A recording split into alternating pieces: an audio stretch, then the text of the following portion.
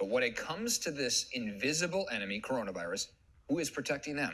Retired Marine captain and founder of Vet TV, Donny O'Malley, joins us now to discuss some of the issues our military and vets are facing. How you doing, Donny?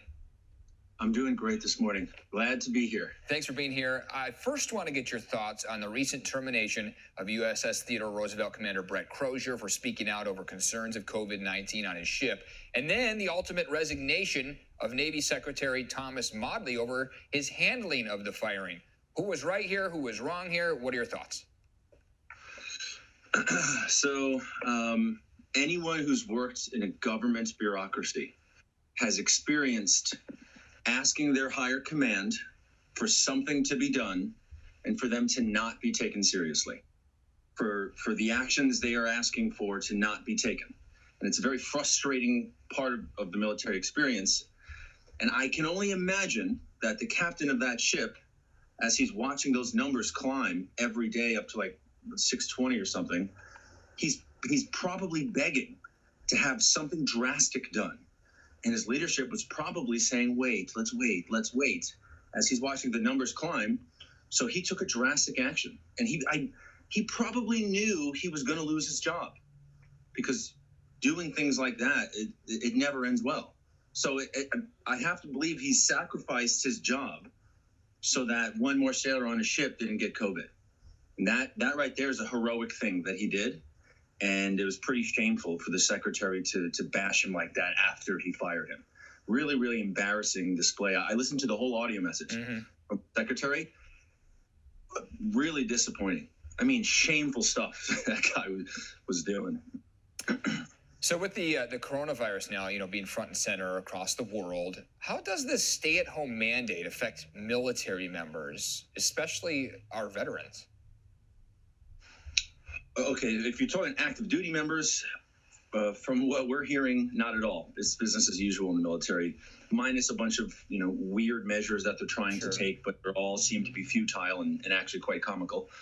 We've already parodied some of the things that the military is doing. But for military veterans, it's a whole different experience, because social isolation is known as a dangerous thing. And everything that my nonprofit does and that Vet TV does is designed to reduce social isolation by facilitating connections between veterans. And now social isolation is mandated.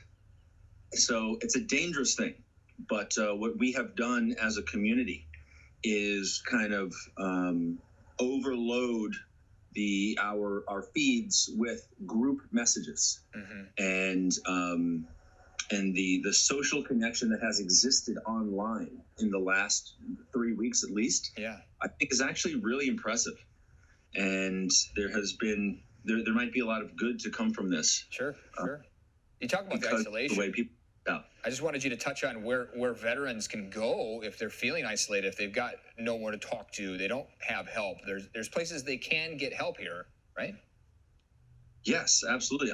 I would recommend going to Facebook and finding a Facebook group that you can relate to, that you have been a part of at one time. So in the military, there's a million different jobs that you can do. There's probably a Facebook group somewhere that has a community of people that did the same job that you did in the military. I'd go right there. And from what our community has shared with us online is they've actually created new connections that they didn't have before, because everyone's flooding the internet and flooding community forums with a desire to connect. So I would say, for one, text everybody that you served with. Right. And then for two, go to Facebook groups and social media pages where there are small little sub-communities of military folk. Good advice. That I identify with. Thanks, Donny. I know you're a huge mental health advocate, so we appreciate everything you've done. And of course, Vet TV obviously is also going to give you a smile too if you go and visit that. So thanks, Donny. Really appreciate that. We appreciate everything you've done, and thank you for your service. Thank you very much. Appreciate you having me.